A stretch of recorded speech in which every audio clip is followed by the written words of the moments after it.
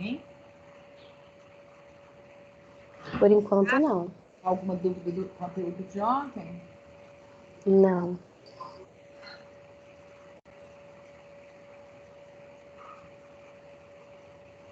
Então, vamos lá.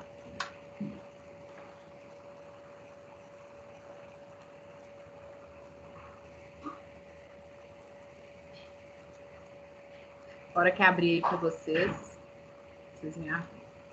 Já abriu.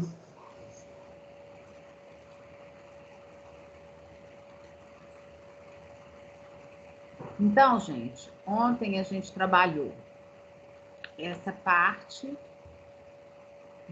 entendemos a histologia do sistema, estamos trabalhando a histofisiologia, na verdade, do sistema reprodutor masculino. E ontem a gente falou do testículo, né? Especificamente dos túbulos seminíferos, com o epitélio seminífero. E aí depois a gente comentou a respeito do epidídimo, o ducto epididimário, né? Entendemos, compreendemos a parte histológica e os eventos principais que acontecem aqui. E finalizamos comentando de ducto deferente. A gente já falou do ducto deferente também, né? E eu contei para vocês que quando o material que está saindo do epidídimo atinge essa região aqui, ele vai se misturar com o produto de secreção dessas glândulas, que são anexas ao sistema reprodutor, né? Então, ele recebe o material da vesícula seminal e o material da próstata, que se soma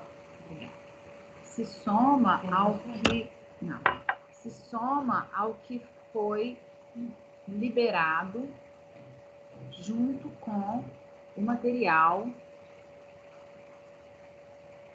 que foi liberado aqui do epidídimo, né? Então, sobe líquido epididimário e espermatozoides que se misturam com o produto da vesícula seminal e o produto da próstata e transitam para sair do sistema reprodutor masculino, do organismo masculino no momento da ejaculação, correto?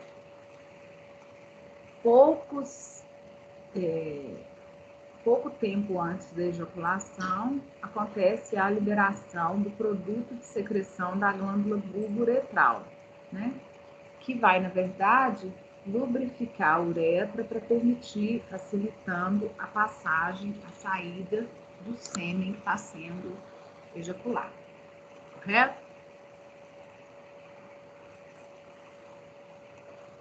Então, vamos falar os principais produtos, não vamos citar todos, né?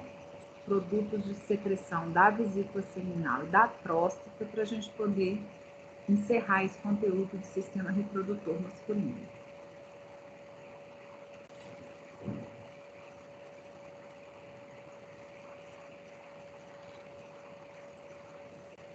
Então, aqui é a glândula, né, gente?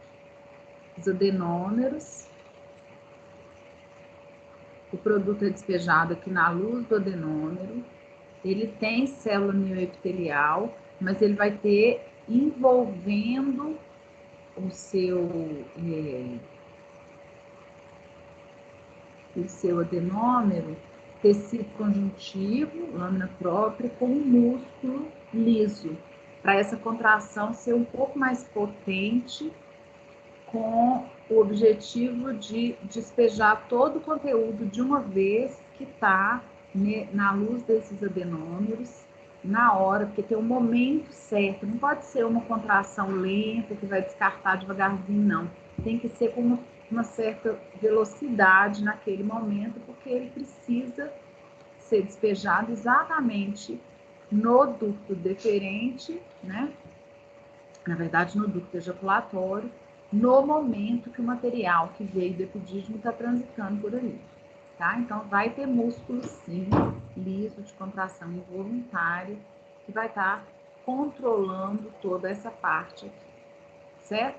Os adenômeros, eles vão liberar esse produto. Claro que tem estímulo hormonal e estímulo nervoso para que aconteça o controle certinho, no momento certinho, no volume correto desse produto.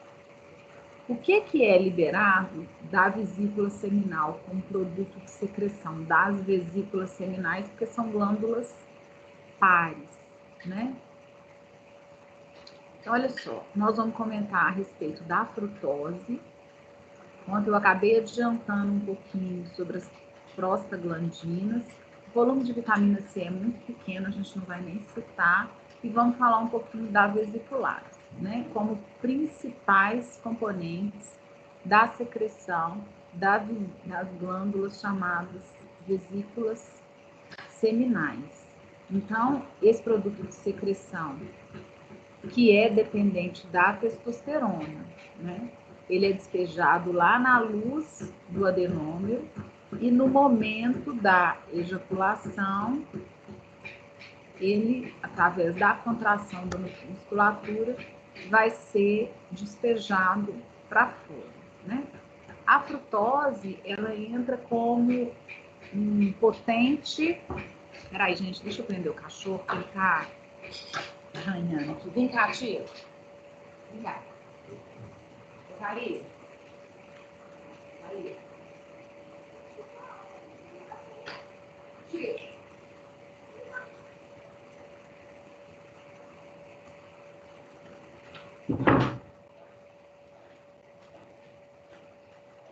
Ai, gente, desculpa. Então, a frutose, ela entra como carboidrato, fonte de energia, para que os espermatozoides consigam atravessar um trajeto longo, né, com o próprio batimento flagelar dele, né? Então, ele entra como um adicional energético para ele, tá? As prostaglandinas são liberadas também através das vesículas seminais, e como eu comentei ontem, o principal impacto da prostaglandina é depois que esse sêmen atinge o organismo feminino para estímulo de continuidade de contração de musculatura lisa do útero, tá? Então, ele é despejado no organismo feminino, no sêmen, que atinge esse organismo feminino, e essa prostaglandina atua com o papel de estimular a contração de musculatura lisa, tá? E a vesiculase é uma enzima que vai, através da sua atuação, levar o sêmen a adquirir uma consistência no momento da ejaculação, e isso vai durar uns 10 a 15 minutos após a ejaculação, uma característica gelatinosa para esse sêmen, para que o organismo feminino minimize a chance de perder esse material que está sendo eliminado do organismo masculino, tá bom? Então, o material que está sendo ejaculado, ele tem aquela constituição muito gelatinosa em função da ação dessa vesiculase, que perde atividade uns 10 a 15 minutos após a ejaculação. As ligações químicas vão se romper aí depois disso, né? Vai ser degradado, e a consequência disso é que o sêmen volta a ter uma característica muito líquida, tá? Frutose é fonte de energia, carboidrato, Isabela. Tá? Fonte de energia para os espermatozoides, que precisam de bater o flagelo de forma muito impactante, né? Tá bom? Entenderam? Então, o espermatozoide tem energia suficiente para esse batimento flagelar. As prostaglandinas contêm uma movimentação de musculatura e a vesiculase, ela meio que coagula, ela meio que modifica o padrão da consistência consistência do sêmen, certo? Que vai se perder 10 a 15 minutos depois da ejaculação. Qual a dúvida, Yuri? É uma dúvida bem semelhante ao que foi perguntado agora. Por que frutose e não outra fonte de energia? Por que a frutose? E não outra fonte de energia? Eu não vou saber te responder, eu só sei que o produto dessa glândula é a frutose, né? É o que ela dá conta de secretar, né? Agora, por que ela não consegue secretar outra substância? Aí eu não sei te responder, não. Tá? Eu sei te responder que ela secreta a frutose, que é a principal fonte de energia nesse momento para o... É o tipo de célula, é o que ela dá conta de executar como tarefa, né? Que vem daquela diferenciação celular toda lá atrás. Agora, por que a frutose? Sinceramente, eu não sei responder. Vou pesquisar e depois eu trago para vocês, tá? Mas é ela a fonte de energia externa aí que ele vai receber. Produto da secreção das vesículas seminais. Obrigado. Valeu. Mariana, tá com dúvida ou era só porque estava baixo? Só estava baixo mesmo, professora.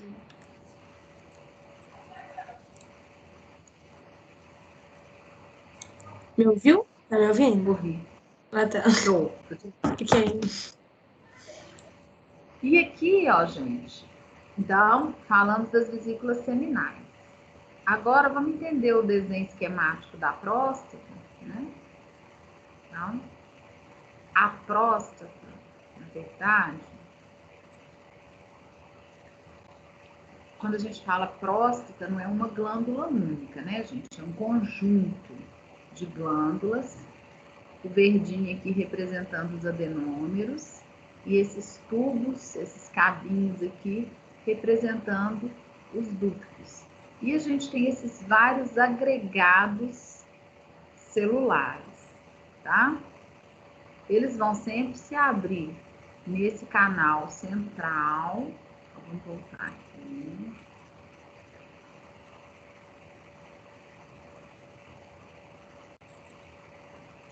Aqui, ó. A uretra tá aqui. Então, ele vai abrir já aqui na uretra, tá? Ele vai despejar o produto de secreção nessa parte da uretra, ok? E a próstata tá aqui, ó, envolvendo essa estrutura, correto? E o que a próstata secreta?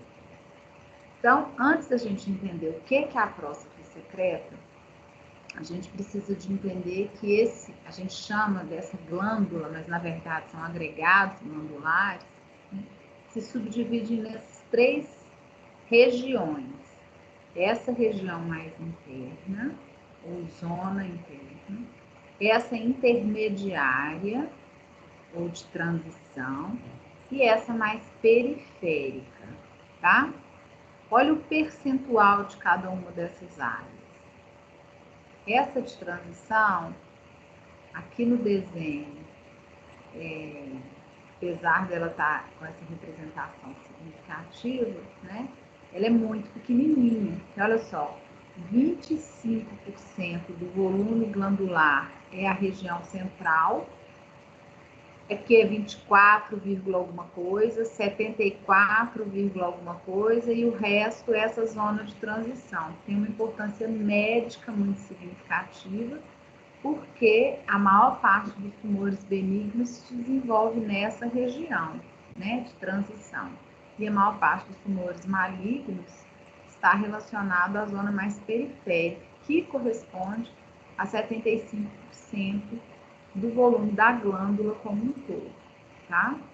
E aqui, por estar mais periférica, e aqui a gente teve esse conjuntivo nessa periferia, vasos sanguíneos nessa periferia, muito próximo dos órgãos lá da cavidade abdominal, uma chance de metástase razoavelmente significativa, tá certo? Que é a principal área de tumores malignos aí da próstata, que são tumores muito comuns, né? na espécie humana, nos homens, tá? Tem um fator muito relacionado à questão da idade, do envelhecimento normal, né? A maioria dos tumores de próstata são tumores de crescimento lento, então é possível a detecção com os exames de rotina que devem ser feitos a cada ano, né? São vários tipos de tumores, né, gente? Depois vocês vão estudar isso lá na patologia, tá? Várias neoplasias distintas. Agora, o que é a próstata secreta? O que é o produto de secreção da próstata? Então, a primeira coisa, a gente precisa aumentar o volume do ejaculado. Então, é um líquido, um grande volume de líquido produzido por essa glândula e secretado, lógico, né? O produto dela também é liberado, produzido e liberado, dependente de concentração de testosterona. E o que vai trazer tem uma importância significativa relacionada à próstata é exatamente a qualidade que esse líquido vai trazer para o sêmen, né? Porque ele vai fazer com que o sêmen seja uma substância alcalina. E isso vai ter uma importância muito significativa, porque vai auxiliar na neutralização da acidez da região vaginal onde esse sêmen é depositado, né? Então, é o próprio sêmen que é depositado na região vaginal que vai trabalhar com a ideia da neutralização do pH daquela região, que tem uma importância grande de ser ácido, né, para dificultar a proliferação de bactérias, de micro-organismos patogênicos, certo? Só que os espermatozoides não dão conta de sobreviver num pH ácido, perdem motilidade. Então, torna-se uma característica importante a presença da secreção da próstata nesse sêmen, porque ele vai trazer uma neutralização do pH da região vaginal, que vai, com essa neutralização da acidez dessa região, o espermatozoide vai continuar tendo o batimento flagelar dele normalmente e, com isso, a possibilidade de fertilização. Correto? Entenderam? Uma das causas da infertilidade pode estar relacionada à hiperacidez vaginal, né? Porque mesmo a próstata liberando um líquido alcalino, né, que vai neutralizar esse pH, se esse pH for muito ácido, não neutraliza corretamente, os espermatozoides não têm movimento flagelar correto, acabam morrendo sem conseguir atravessar e atingir a área da tuba uterina onde precisa acontecer a fertilização, correto? Ok?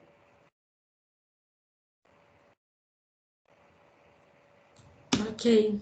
E aqui um corte transversal do pênis, gente, só para a gente poder entender como que é a estrutura histológica lá nessa região, né?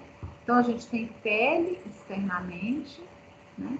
Depois a gente tem um tecido conjuntivo, que está representado aqui de cor de rosa, tá? Onde a gente encontra vasos sanguíneos. E a gente tem a presença dos corpos cavernosos do pênis e do corpo cavernoso que envolve o canal por onde o sêmen está transitando durante o momento da ejaculação, que é o mesmo canal também que vai trazer a urina para fora do organismo masculino, né? Ao redor da uretra, a gente também tem essa parte de tecido erétil que é conhecido como corpo cavernoso. Então, a gente tem os corpos cavernosos do pênis e a gente tem o corpo cavernoso da uretra, tá? Esse tecido erétil, né? Esse tecido que vai permitir a ereção do órgão do pênis é um tecido formado basicamente por uma fina trama de fibras colágenas, um tecido conjuntivo muito frouxo, repleto de vasos sanguíneos, né? Esses vasos sanguíneos vão participar de forma muito significativa do evento ereção, porque eles vão ficar repletos de sangue nesse momento, certo? Esse sangue fica retido no interior desses vasos e essa retenção desse sangue aumenta esse volume, enrijece o volume do tecido nesse momento, certo? A estimulação nervosa é de extrema importância para que aconteça esse evento nesse tecido erétil, que é um volume de sangue significativo deslocado para essa região e transitando nos vasos sanguíneos de forma muito lenta, muito discreta, quase que fica parado no momento lá naquela região, né? E daí o cuidado do tempo de ereção, porque o sangue fica parado. Porque se você persiste nesse modelo durante um tempo muito superior ao possível, né? Você tem morte celular, porque não tem como oxigenar e nutrir aqueles tecidos, porque o sangue está parado e ele tem um platô de saturação. Então, você já tirou o oxigênio dele, já tirou os nutrientes, não tem mais de onde tirar. Então, as células entram em sofrimento e morte celular, tá? Então, essa atenção é que é importante. Envolvendo os corpos cavernosos do pênis, a gente tem aquele conjuntivo mais denso, bem espesso, bem organizado, que é a túnica albugínea, né, que percorre aí parte dessas estruturas do sistema reprodutor. No caso que a gente está vendo, o masculino. Tanto lá na bolsa escrotal, como aqui ao redor no pênis, nós vamos encontrar também essa área de túnica albugínea. Ok? Ok. Eu vou deixar para falar isso aqui na aula que a gente for comentar sobre o processo de fertilização, né? O volume de espermatozoides no sêmen, o tanto de espermatozoide que precisa de ser ejaculado para que exista com mais facilidade a possibilidade da fertilização, né? O que a gente avalia no espermatozoide, no espermograma, para saber se as condições morfológicas são normais ou não, esse percentual aí de 10 a 20%, tá? Porque olha o número de espermatozoides que atingem o local de fertilização. Desses, vamos colocar um número médio, né? 400 milhões de espermatozoides no ejaculado, a gente vai ter aproximadamente 200 espermatozoides, 200 mil não, 200 espermatozoides atingindo a região lá da tuba uterina com a possibilidade. Então, é muito importante avaliar a qualidade desse material para poder ver se existe ou não fundamento a partir dessa avaliação de questões de infertilidade, né? Mas a gente já sabe que 30% dos casos de infertilidade são de causa desconhecida, né, gente?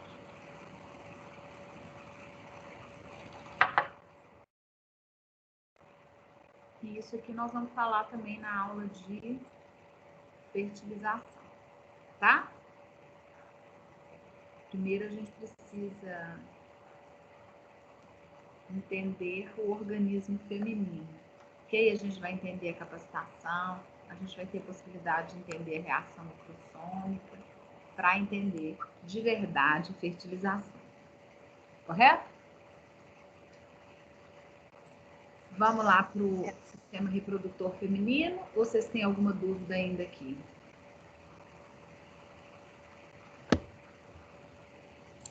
Por mim pode passar, professora. O feminino. Tranquilo. Foi tranquilo? Eu teria que pegar para estudar mesmo, assim, depois, para ver se ia surgir alguma dúvida. Mas por enquanto tá de boa. Ô, Fernanda, Tenta ver se vocês conseguem dar essa estudada para as aulas subsequentes, né? Então, hoje a gente fala de reprodutor feminino, aí na próxima aula a gente deve terminar feminino e já iniciar o processo de fertilização, né? E aí, junto com a fertilização, a gente já trabalha uma série de outros eventos. Então, não deixa acumular, não, porque o volume de conteúdo agora, porque o tanto de nome, né, que tem de diferente aí, vai aumentando, né? Fernanda, Oi. uma pergunta meio boba. Você falou que dos 400 milhões de espermatozoides, apenas 200 chegam lá na trompa para fazer a fecundação, certo? Uhum. Esses outros espermatozoides, eles são reabsorvidos? O que acontece? Eles são absorvidos pelo endométrio? Pelo organismo feminino, né? Perfeito. Eles Obrigado. morrem, parte deles vai ser eliminado com secreção e parte é reabsorvido no próprio local mesmo, tá? Quem entrou em morte, aí fica como se fosse algo que vai ser fagocitado, vai ser digerido, um resto mesmo daquele tecido, tá? Aham.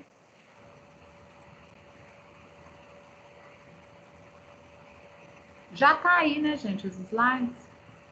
É só eu mudar aqui. Já sim. Então, vamos seguir aqui, vamos entender o organismo feminino agora. O pessoal sempre fala que no organismo feminino é um pouquinho mais complexo, mas não é não. Podem ficar tranquilos que o que a gente vai conversar aqui é bem simples. Na hora que vocês chegarem na fisiologia, vocês vão perceber que a parte hormonal do organismo feminino é um pouquinho mais complexa, mas com a base que vocês vão construir agora nessa disciplina, lá na frente vocês não vão ter dúvida não.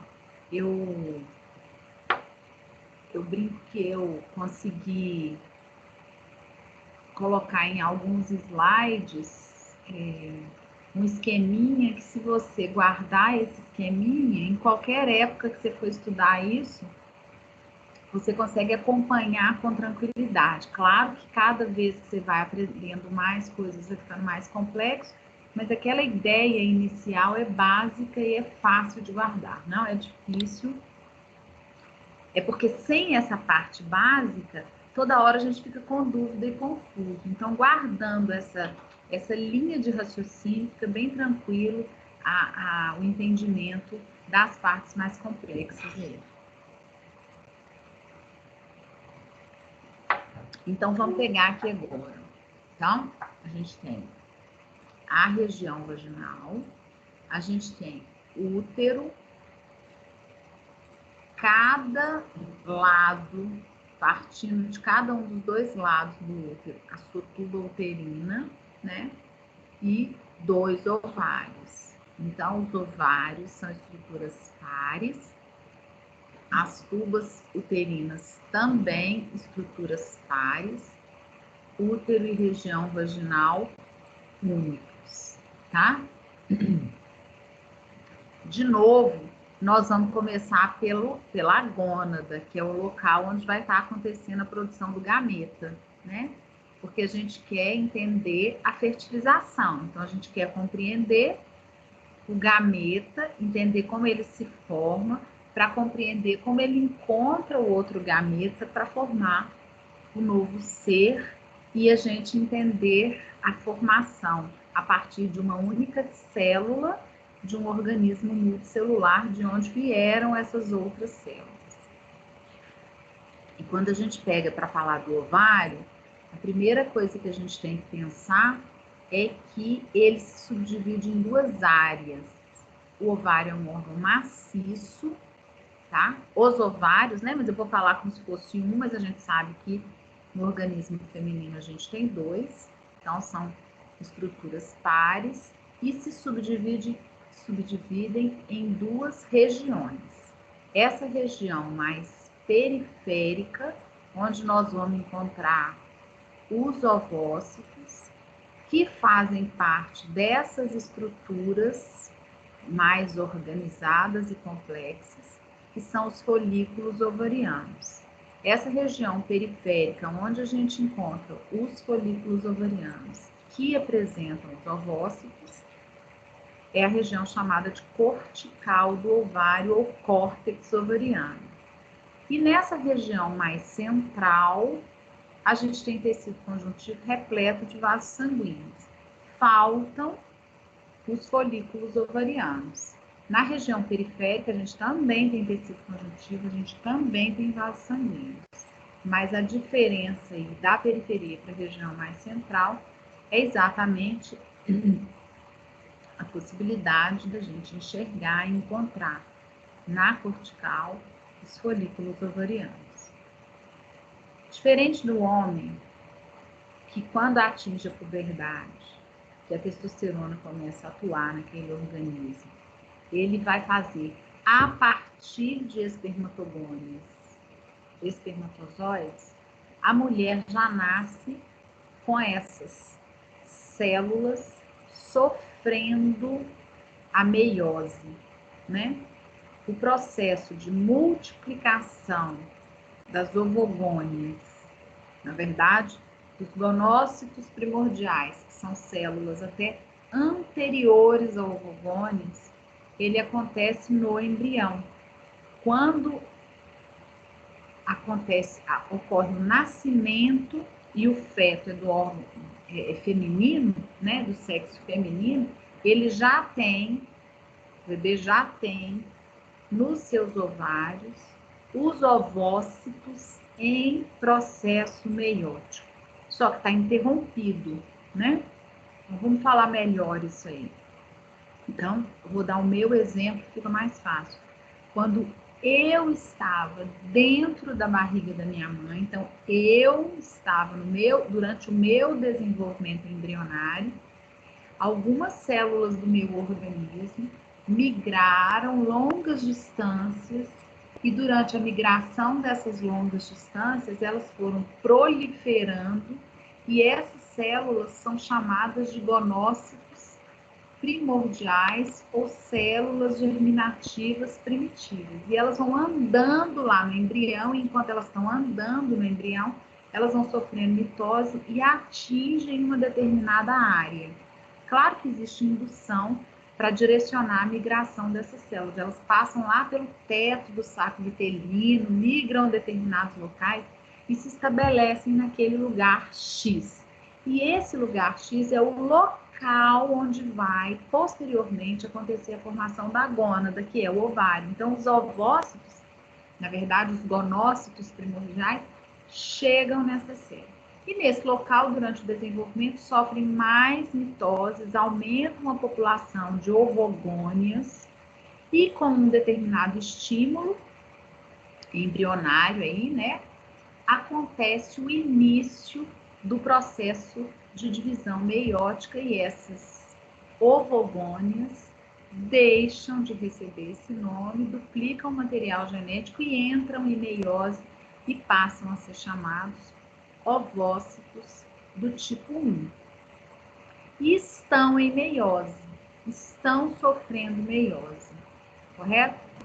Só que eles vão interromper essa meiose. E a continuação dela só vai acontecer a partir do momento que tiver hormônios sexuais circulantes. Então, só com a puberdade, a partir da puberdade, que existe a possibilidade da gente retomar, tirar essa célula do processo de meiose para finalizar essa meiose. Tá certo? Então, a menina nasce, a gente nasce, as mulheres nascem, né? Com ovário, com vários ovócitos, com a divisão meiótica interrompida, parada no meio do caminho, tá? E eles vão permanecer dessa forma até serem recrutados para existir a possibilidade de ovulação naquele mês específico do ciclo reprodutivo, tá certo? Esse período que vai do nascimento, né? Porque vai nascer desse jeito, até o momento que aquele ovócito é recrutado a sair desse momento de adormecimento da divisão meiótica, é chamado de período, vou escrever aqui para vocês,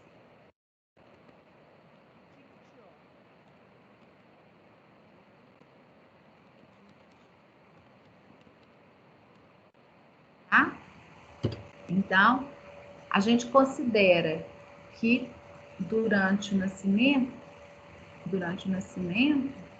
quando a gente nasce, as nossas células estão sofrendo meiose, mas estão com o processo interrompido, parado no meio do caminho.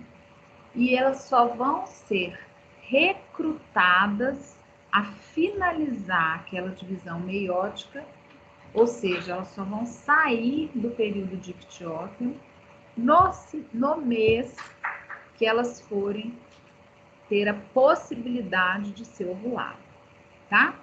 Então, quando eu ovulei a primeira vez que eu tinha 15 anos, 14 anos, sei lá quantos anos, aqueles meus ovócitos viveram 14 anos em período dictióteno. Quando eu estou considerando o ovócito que eu ovulei com 18 anos, ele esteve em período dictióteno por 18 anos. Com 20 anos, ele esteve em período dictióteno por 20 anos. E aí, cada grupo de cada grupo de células, eles vão viver um tempo distinto em período dictióteno, período diferente, né? Porque vai depender do momento que eles forem recrutados, e nós vamos falar um pouquinho disso daqui a pouco. Primeiro, a gente precisa de enxergar essa grande diferença, né? O homem não.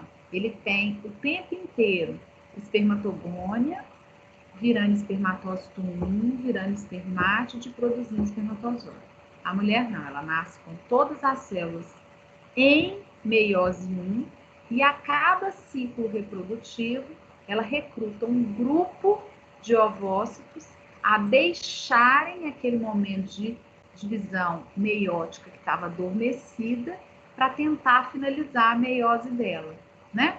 Meiose 1 ainda. Elas estão durante a meiose 1, certo? Nesse grupo que foi recrutado, no mês, apenas um, se o organismo for normal, finaliza essa meiose. Os outros, todos daquele grupo que foram recrutados, vão morrer, né? A gente vai ter ovulação única a cada mês. Na espécie humana é assim que acontece. Esse ovócito é liberado durante o processo de ovulação, sem terminar a meiose também. Ele terminou só a meiose 1. Ele só vai finalizar a meiose 2 se for fertilizado. Nós vamos ver isso na aula de fertilização, tá?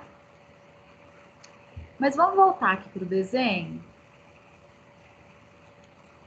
para a gente poder falar do ovário especificamente, que é o que interessa para a gente nesse momento, né? Então, é um órgão maciço, não é um órgão oco, e ele é subdividido nessas duas regiões. Essa mais central, repleta de vasos sanguíneos, e nessa região periférica, onde a gente encontra os folículos ovarianos, que é o que tem dentro deles, ó, o ovócito, que é a célula que vai formar o gameta feminino. Envolvendo externamente aqui, ó, a gente vai ter aquela capa de tecido conjuntivo, que a gente chama de túnica albuginea, né, que recobre externamente aí todo esse ovário, né? E revestindo. Então, existe uma diferença entre envolver e revestir. Revestir, quando eu falo que está tendo revestimento, é o último tecido mesmo, né? E não tem nada depois dele. E aí a gente vai ter um epitélio de revestimento externo, que é um epitélio que varia aí de simples, cúbico. Ele não chega a ser classificado como prismático, mas às vezes as células não são tão cúbicas, são um pouquinho mais alongadas, mas não chegam a ser classificadas como prismáticas, não, tá? Que é conhecido, denominado muito como epitélio germinativo. Esse nome não é um nome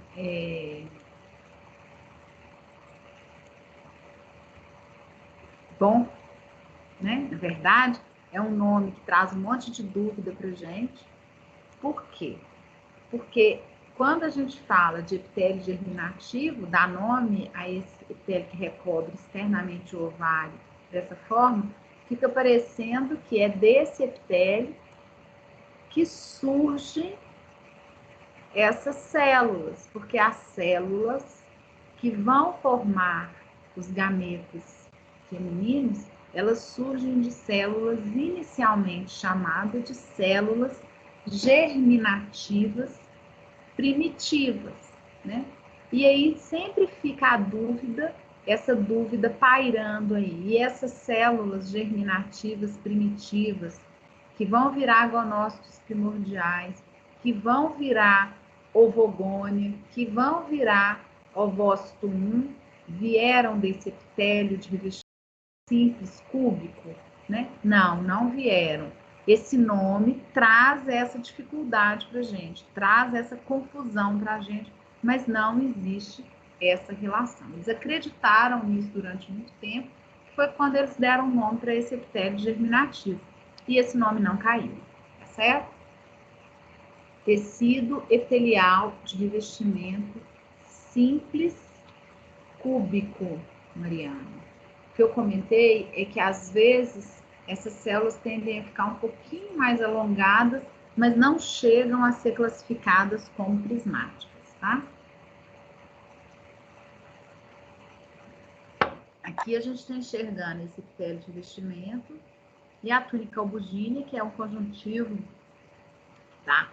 Abaixo desse epitélio de revestimento. Na verdade, primeiro a gente tem um conjuntivo frouxo e depois a gente tem esse conjuntivo mais denso, um pouquinho mais profundo, tá? E aí? O que mais que o ovário faz, além de produzir o gameta feminino, né?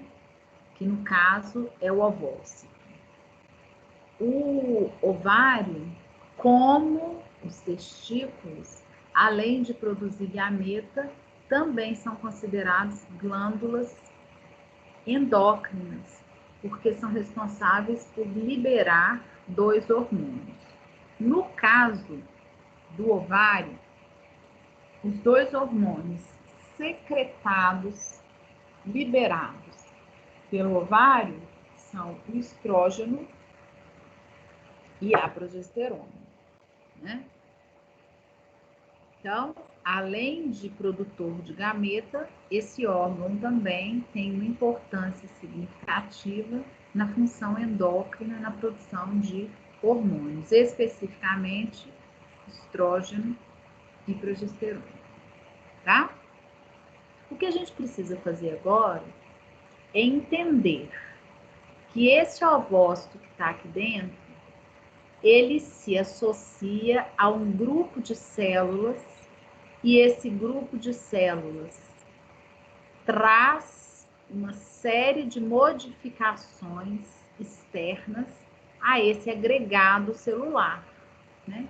Esse agregado celular é conhecido como folículo ovariano.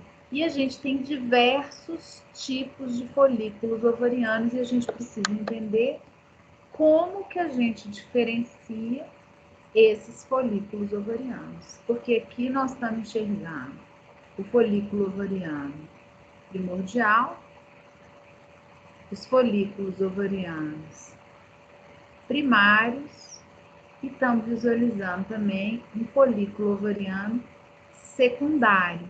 A gente tem ainda um outro tipo de folículo ovariano, que é o ovulatório ou terciário, que a gente não busca visualizá-lo na lâmina, né?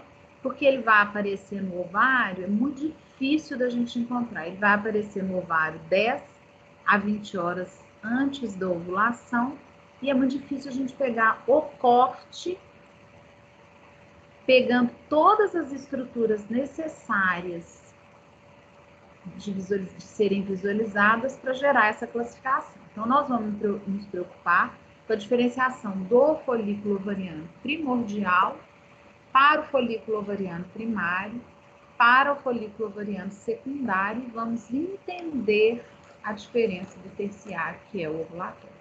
Tá bom? É isso que nós vamos fazer agora. Eu acho que não tem a menor necessidade da gente repassar novamente a ideia das divisões mitóticas e meióticas, porque a gente já fez isso no organismo masculino. A única coisa que a gente tem que chamar a atenção aqui agora é que a meiose 1 e a meiose 2 nas células que estão formando os gametas femininos tem um processo de divisão citoplasmática desigual, né? Então, eu tenho o ovócito 1, quando eu termino a meiose 1, ele forma o ovócito 2 e o glóbulo polar ou polócito 1, que são de tamanhos completamente distintos, porque a divisão, a separação do citoplasma é desigual. A mesma coisa vai acontecer quando eu tenho o término da meiose 2 com a formação do óvulo e do polócito, do outro polócito, certo? Que continua a mesma ideia do processo desigual. Aqui o volume citoplasmático que eu tenho já é muito restrito e eu não faço uma separação desigual porque não tem volume suficiente para separar de forma distinta, tá certo? E no final das contas, então, de cada ovócito 1 que está sofrendo divisão, eu tenho a formação de um gameta feminino, que as outras 3 células que surgem não geram a formação de gameta. Elas existem para retirar parte da carga genética e eu conseguir formar o gameta com 23 cromossomos simples, né? A meiose 1 finaliza horas antes da ovulação e a meiose 2 finaliza apenas com a fertilização, tá? Então, eu vou ovular o ovócito 2. E eu só vou ter o óvulo, que seria o gameta feminino propriamente dito mesmo, se o meu ovócito 2 for fertilizado, tá?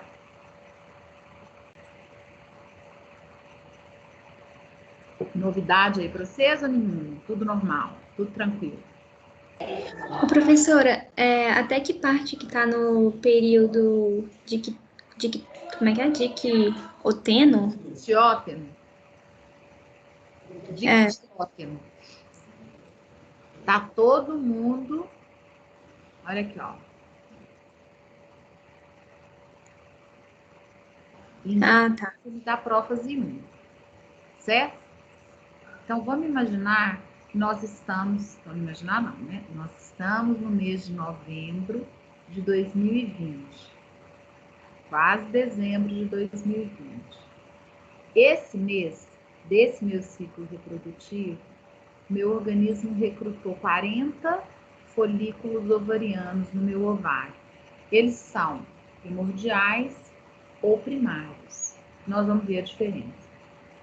E aí, quando esses folículos ovarianos são formados, eles vão ter hormônio atuando sobre eles e vão desenvolver para crescer e finalizar a meiose 1, tá? Essa possibilidade de terminar a meiose 1.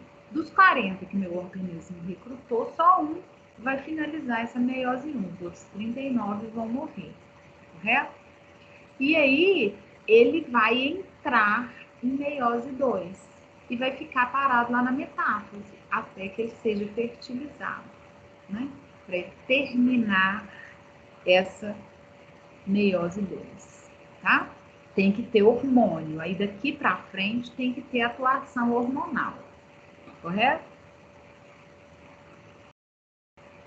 O período dictióteno, então, desses meus ovócitos que foram recrutados agora, foi de X anos e X meses. Então, vamos colocar lá, eu tenho 25 anos e 2 meses. Então, o período dictióteno dessas células foi de 25 anos e 2 meses.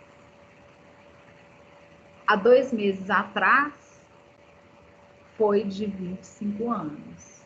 Daqui 2 meses, os meus ovócitos que forem recrutados vão ter 5 anos de período dictióteno, mais 4 meses de período dictióteno. Tá bom? Essa ideia dos 25 aí não foi muito boa para representar, não, né? Oi, professora. Eu entendi. Muito mais do que 25, considerando os meus folículos ovarianos. Ok?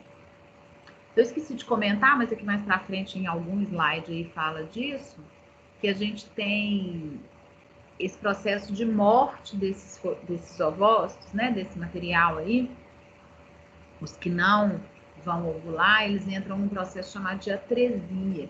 E a gente tem alguns momentos da vida que a gente tem uma atresia acelerada, aumentada. Logo depois do nascimento, um tanto de folículo ovariano morre. Quando a gente fica grávida, um tanto de folículo ovariano morre. Então, tem momentos de vida onde a gente tem uma atresia aumentada, que ela não fica restrita só aos folículos que foram recrutados naquele mês, tá? Olha aqui, gente, o ovário, aqui pegando um pedaço do corte histológico da região medular, e aqui, ó, aqui, né? E essa parte toda aqui de fora, ó, que tá repleta de folículos ovarianos com os ovócitos lá dentro, região cortical, correto? Vamos diferenciar esses folículos, então. Vamos aprender a diferenciar. Muito fácil, tá? Olha aqui, ó. Vou pegar um slide que tem o desenho esquemático. Nós vamos usar parte do que está escrito aqui. Tem alguns livros que diferenciam de um jeito um pouquinho diferente. Nós vamos seguir uma linha de raciocínio que é bem básica, tá? O que nós vamos chamar de folículo primordial? O agregado que tem ovócito e uma camada de células foliculares achatadas ao redor desse ovócito. Essas células são células do próprio tecido ovariano que, como entram em contato com o ovócito, se organizam ao redor dele, né? Então, quando a gente fala de folículo primordial, a gente está falando desses aqui, que tem o ovócito e uma camadinha de células foliculares achatadas ao redor do ovócito, tá? Olha como é que esse aqui já está mudando. Porque esse aqui já está começando a apresentar células mais gordinhas em volta dele. A partir do momento que a gente tem pelo menos uma camada de células cúbicas ao redor do ovócito, a gente passa a chamar esse folículo de folículo primário. E eu vou aproveitar aqui para eu riscar Isso aqui, ó, que nós não vamos trabalhar com esse detalhamento, tá? Essa ideia aqui. Tanto esse quanto esse são folículos primários. E como que Quando nós... repete. Ah. O quê? Não, eu ia pedir para você repetir, mas acho que você já ia começar a repetir agora. O primordial, ele tem uma camada de células foliculares achatadas. Quando ele passa para primário, ele passa a ter pelo menos uma camada de células cúbicas ao redor do ovócito. Pode ter 4, pode ter 8, pode ter 15. O que não pode ter? Espaço entre as células foliculares. Enquanto eu tiver só células foliculares agregadas ao redor desse ovócito, eu ainda chamo esse folículo de primário. A partir do momento que começa a aparecer espaços, mesmo que pequenos, entre as células foliculares, eu chamo o meu folículo de secundário.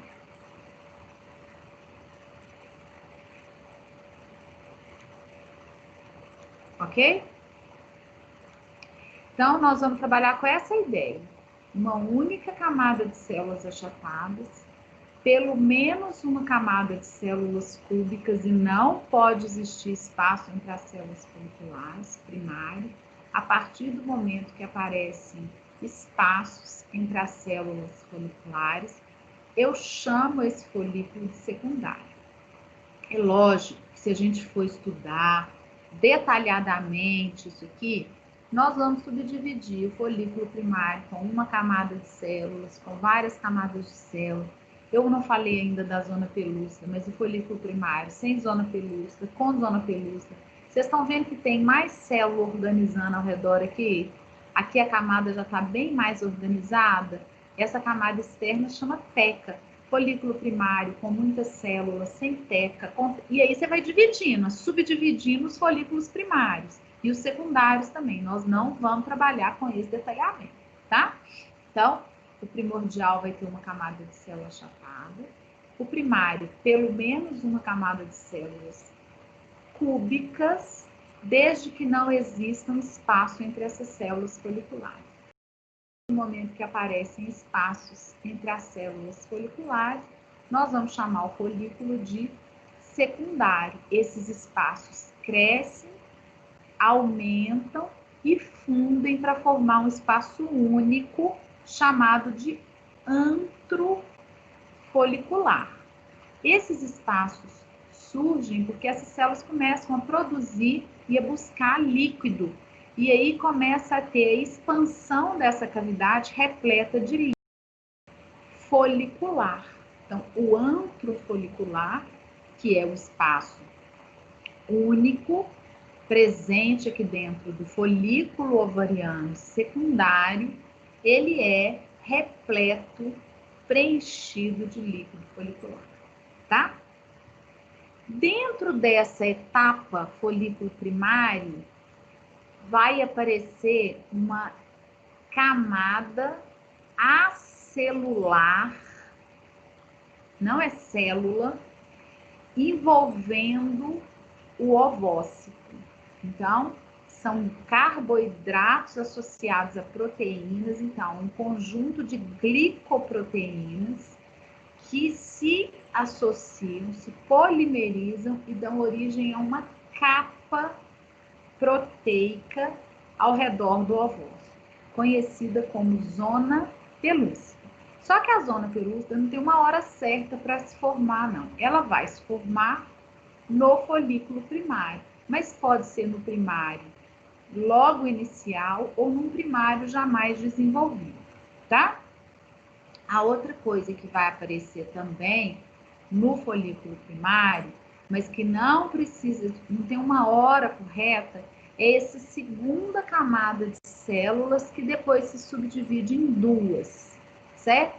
Que são as células T tecais ou as tecas. Então, a gente vai ter ovócito, zona pelúcida, células foliculares e externamente células tecais ou células da teca. Essa camada mais periférica, que é a teca, ela se subdivide em duas camadas, a teca interna e a teca externa, e também não tem um momento certo para isso acontecer. Pode ser ainda como folículo primário ou já como folículo secundário. O folículo já bem mais desenvolvido, mas ainda secundário, quase pronto para ovular, ele vai ter teca externa, teca interna, ovócito aqui dentro, e o antro vai dividir, vai separar as células foliculares em 3 grupos celulares diferenciados pela posição. As células foliculares que ficam associadas às tecas, ou seja, limitando o antro, as células foliculares que ficam envolvendo como se fosse uma coroa ao redor do ovócito, e as células foliculares que prendem o ovócito à periferia do folículo ovariano. Ele não está solto aqui dentro do antro, ele está preso na parede, tá? Então, a gente tem teca externa, teca interna, células foliculares mais periféricas, que são chamadas de células da granulosa, porque essa camada é conhecida normalmente como granulosa. Células foliculares que ficam envolvendo, associadas ao ovócito, ao redor dele, como se estivesse formando uma coroa ao redor dele, conhecidas como células da coroa radiada, aí está em latim, corona radiata, tá? E células que se formam, que ficam fixando esse conjunto de ovócitos, zona pelúcida e células da coroa radiada, a periferia do folículo ovariano, que é um acúmulo celular chamado de acúmulo oóforo, que aqui também está em latim como cúmulos oóforos, certo? A zona pelúcida, Mariana, ela é formada por proteínas que têm carboidratos na sua associação. São 4 proteínas. A ZP de zona pelúcida do tipo 1, do tipo 2, do tipo 3 e do tipo 4. ZP1, ZP2, ZP3 e ZP4. Que se associam formando uma rede, é tudo intrincado, é tudo bagunçado, é organizado, não é bagunçado não, mas forma um zigue-zague de proteínas nessa polimerização, tá? E, Pode professora, a zona pelúcida pode formar um folículo primário bem inicial ou quando ele já está um pouco mais desenvolvido. Pois não.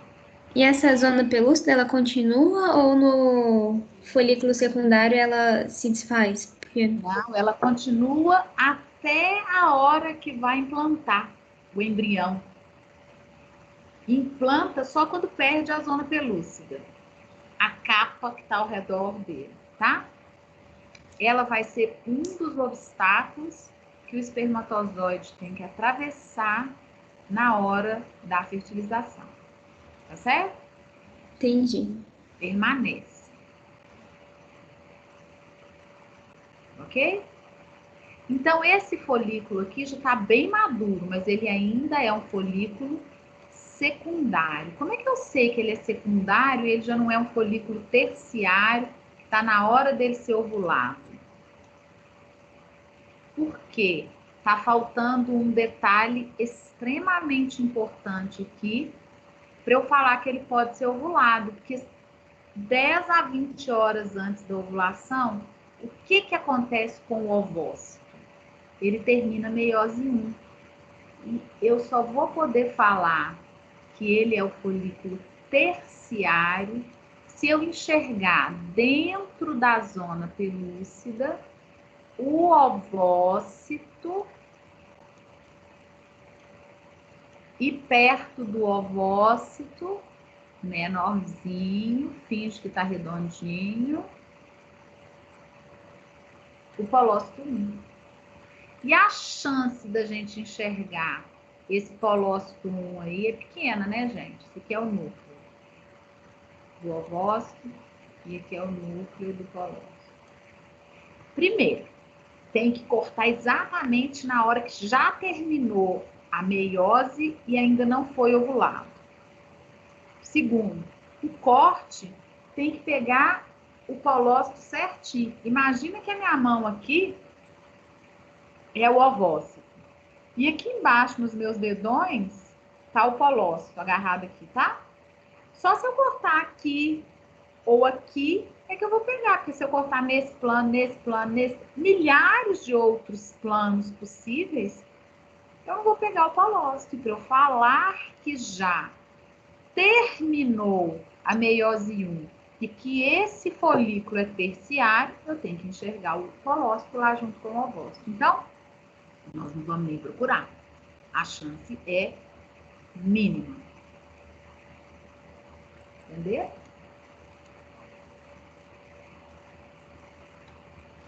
Eu não entendi o que é esse polócito. O colócito é a célula que surge da divisão desigual do ovócito. Quando termina a meiose 1, não forma o ovócito 2 e o glóbulo polar ou colócito 1. Isso está lá dentro da zona pelúcida, contido pela zona pelúcida, certo? Nós estamos formando o gameta, ele não é ovulado pronto. Entendeu? Entendi. Aí, no caso, o que vai entrar em contato com o espermatozoide, então, é esse polócito. Quem vai ser fecundado? É o ovócito 2, na verdade, que tem junto com ele, dentro da zona pelúcida, o colócito 1.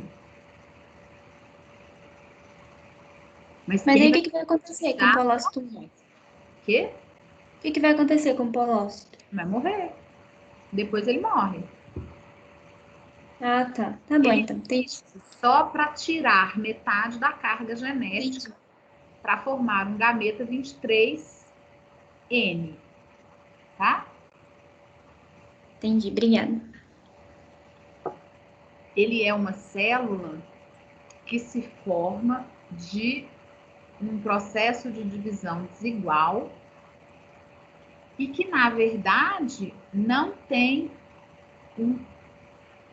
não posso falar que ele não tem um papel, que ele tem um papel de retirar metade da carga genética, mas que não vai participar oficialmente, diretamente, da formação do embrião, né?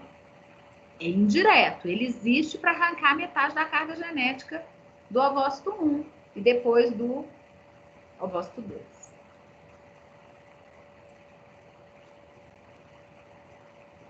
Se eu pedisse vocês para identificar esse folículo aqui, qual que vai ser a classificação que vocês vão passar para ele? Secundário. Secundário. E esse aqui, hein? Apesar da gente não estar visualizando o ovócito, porque eu tenho que pegar o ovócito no corte, né, gente? Esse aqui, ó, é um folículo menor, mas que eu cortei nessa altura aqui, correto? O ovócito tá aqui embaixo, ó. Esse daí seria primário? Secundário. Olha Esse daí pequenininho? pequenininho, mas isso aqui não é antro? Não é o mesmo buraco desse aqui? E se ele já tem antro, ele tem líquido, ele tem espaço entre as células foliculares. Correto? Não é o tamanho que faz a diferença de folículo primordial para primário para secundário, e sim aquelas características que a gente comentou, tá? Professora, não. Tá, não entendi por que que aquele é primário, não. Ó, por que que aquele é secundário? Vamos voltar aqui. O que que diferencia o folículo primário do secundário, Mariana? No secundário vai ter espaço entre as células foliculares. Ok. O que que é isso que nós estamos enxergando aqui nessa imagem? Não, tem espação aí, mas tipo assim, como que é um, então, deixa eu ver um primário para eu ver.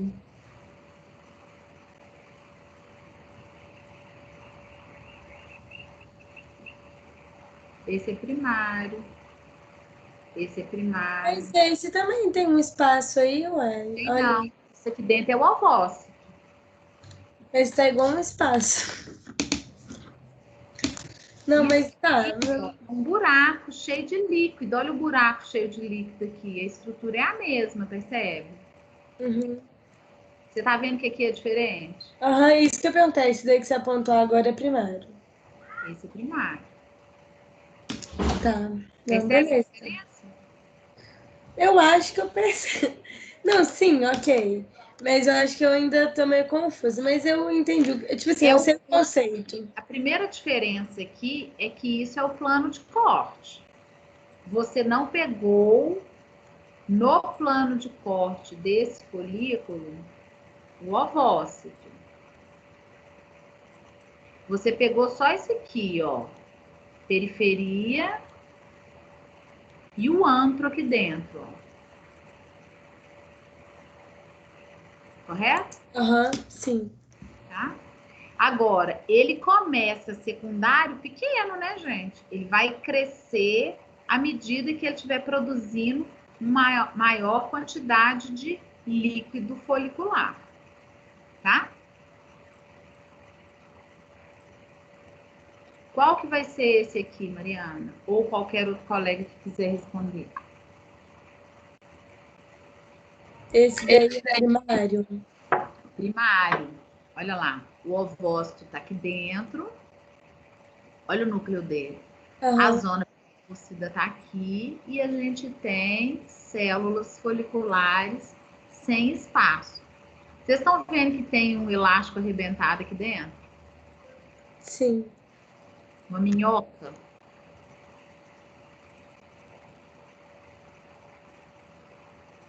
Isso é a zona pelúcida, tá arrebentada. Por que que ela está arrebentada? Porque esse folículo é um daqueles que foi recrutado e não vai ser ovulado. Morreu antes da hora. Certo? É um folículo atrésico. Vai sofrer morte antes da ovulação. Porque o número médio de folículos que a gente recruta a cada mês são 40. E só um é ovulado. Os outros 39 sofrem atresia folicular. E se eu tomar pílula ou usar um outro método contraceptivo químico, quantos eu vou ovular? Nenhum. Eu vou ter um ciclo ano ovulatório. Então, dos 40 que eu recrutei, 40 vão sofrer atresia, morte, tá? Todos primordiais, percebem? Professora, quando eu guardo, tipo assim, você guarda ele em qual estágio? Você guarda como primário. Como primário? O primordial acho que pode guardar como primordial também. Eu não sei isso detalhadamente, Mariana. Vou anotar aqui para perguntar ao pessoal que trabalha com a parte de reprodução assistida, tá? Não. Mas eu acho que você. Professora, Oi. desculpa, pode continuar. Você ia falar mais alguma coisa? Não, Mário? Não? Eu acho que depende de como você vai retirar. Eu ia só complementar. Porque, por exemplo, a pessoa descobriu que está com câncer. Aí ela vai retirar um fragmento ovariano. Então, ela vai levar para guardar primordiais, primários. Agora, eu não vou guardar. Eu vou fazer um tratamento de reprodução assistida. Então, eu vou induzir uma ovulação múltipla. Então, ele tem que chegar a secundário e terciário. Só que ao invés de eu ovular um, eu vou ovular um tanto. Eu vou recolher os meus ovócitos, 2 que foram liberados naturalmente pelo meu corpo. Entendeu a diferença? E você pode guardar esse também. Então, eu acredito que pode guardar em qualquer estágio. Depende da técnica que você está utilizando, do motivo pelo qual você está usando, fazendo aquela... Não, beleza, entendi. Faz sentido isso que você Você falou. pode congelar o embrião também mesmo depois da fertilização, né? Então, vamos lá. Queria perguntar? Sim. Mesmo com o uso da pílula, o corpo, ele escolhe esses 40 ovócitos? Ele leva a desenvolvimento, só que você tem uma alteração hormonal, né? Diferente da natural, e você não deixa nenhum virar folículo terciário. Todos os seus folículos recrutados naquele mês entram em atresia, tá? Entendi. Seu ciclo reprodutivo continua, você só não vai ovular. Olha a diferença do primordial para o primário. Esse primário aqui já com zona pelúcida, né? Perceberam a diferença? Sim. E qual seria a classificação desse folículo aí? Esse daí já está em estágio avançado. Esse daí eu acho que ele é. Não. Não sei, ele não é primário, não. Secundário. Nem é secundário? Secundário, eu acho, talvez. Por quê? Por que ele Uai, é tem secundário? o antro aí, né? Tem o antro. Porque já tem espaços entre as células foliculares. Ele é um secundário, na verdade, inicial, né? Olha lá. Ah, tá, verdade. Uhum. Eu vou precisar fundir todos esses espaços para formar um antro único. Olha lá. Olha o tamanho desse folículo secundário aqui, gente. As tecas estão aqui. Aqui a gente já está vendo as células foliculares. Estamos vendo o ovócito com a zona pelúcida, coroa radiada e acúmulo óforo. Isso tudo aqui é o antro, hein? Nós estamos vendo só um pedacinho do folículo. Certo? Olha lá. O núcleo está aqui no cantinho, zona pelúcida, coroa radiada, acúmulo óforo e aqui pro lado de cá as células foliculares e as tecas aqui. E esse pedaço todo aqui, antro folicular. Ok? Aqui as tecas.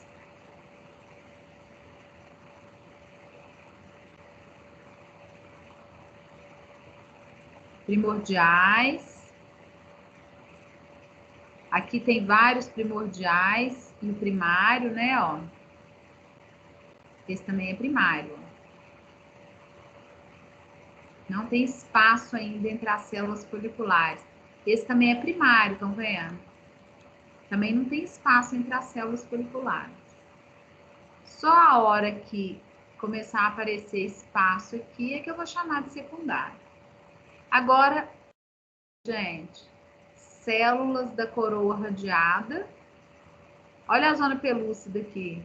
E o ovócito está lá dentro ainda, a gente não consegue visualizar ele por esse tipo de imagem, não. Tá?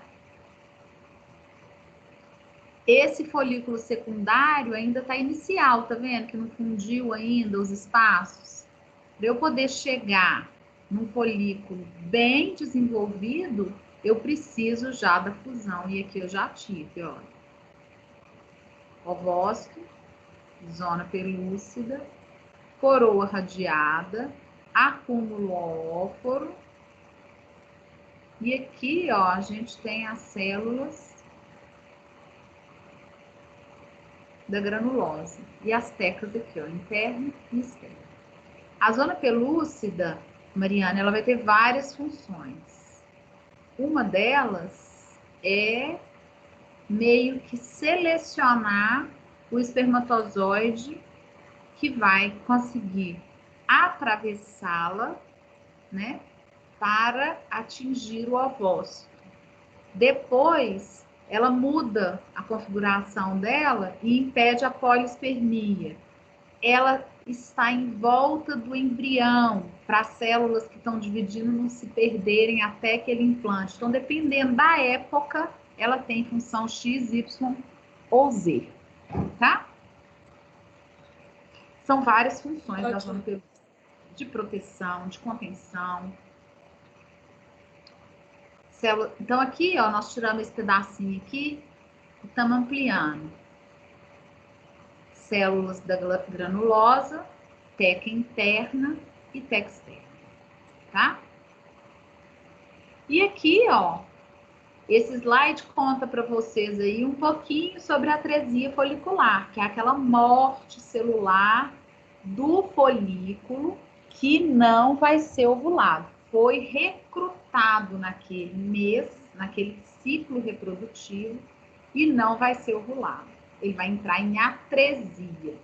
Olha aqui aquela estrutura preguiada surgindo quando eu tenho um folículo que já possui zona e está muito pequenininho ainda no desenvolvimento. Então, eu fico com aquela zona pelúcida arrebentada lá dentro dele. Fácil de identificar que ele está em atresia. Quando ele já é muito avançado, o que vai acontecer é que o ovócito com a zona pelúcida demora a morrer. Quando ele é pequeno, eles morrem rápido, então a zona pelúcida arrebenta. Quando ele já é mais avançado no desenvolvimento, ovócito persiste mais, tá? E aí a gente consegue identificar que o folículo tem atresia, porque olha aqui, ó, isso tudo aqui já está degradando, já está se soltando, se desprendendo, bagunçado, e aqui está tudo íntegro ainda. Aqui não teve a morte dele ainda. Olha lá, ovócito, zona pelúcida, mas aqui em volta já está tudo degradado, tá vendo? Tudo bagunçado, desorganizado, desestruturado, tá? Ok? Olha lá. O grande terror dos alunos compreender essa parte hormonal do sistema reprodutor feminino. Antes da gente falar disso aqui, eu quero aproveitar esses 2 últimos minutos. Isso aqui nós vamos falar na próxima aula, tá? Eu quero só que vocês me respondam um detalhe antes. Para eu ter tranquilidade para a gente começar na próxima aula já falando isso aqui. Qual que é o primeiro dia do ciclo reprodutivo?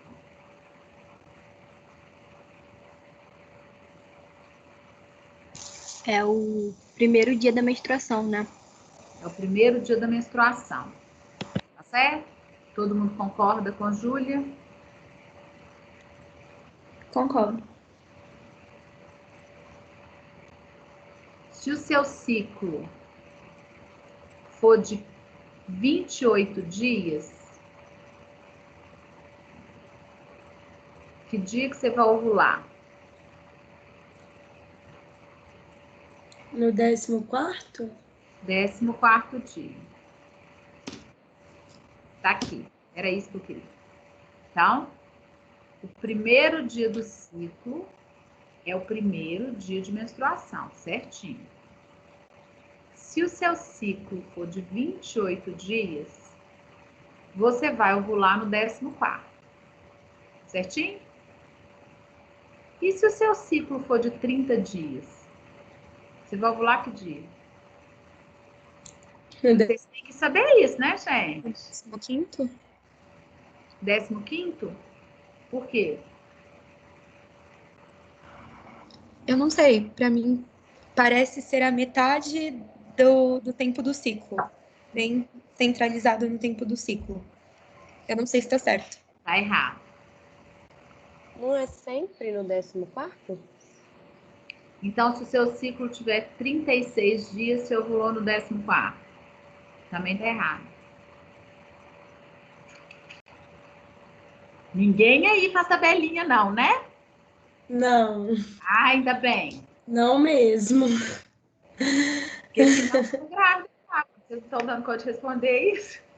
Olha só, gente. Vocês têm um papel importante nisso, porque vocês são educadores da saúde, aprendam. A gente tem esse período do ciclo aqui constante. É esse período que é constante. Então, se eu aumentar 2 dias para cá, eu tenho que aumentar 2 dias para cá. Se o meu ciclo for de 32 dias, eu aumentei 4 dias. Se o meu ciclo for de 40 dias, eu vou contar 14 dias antes do 40, né? Do primeiro do ciclo seguinte, é o dia que vai acontecer a minha ovulação. Tá? Entenderam? Agora sim. Não esquece nunca Então, mais. no caso do 30 dias, seria no 16. Sexto dia. Se for o ciclo de 32, 18º dia. O período da ovulação até o início do próximo ciclo, que é o primeiro dia da outra menstruação, é fixo.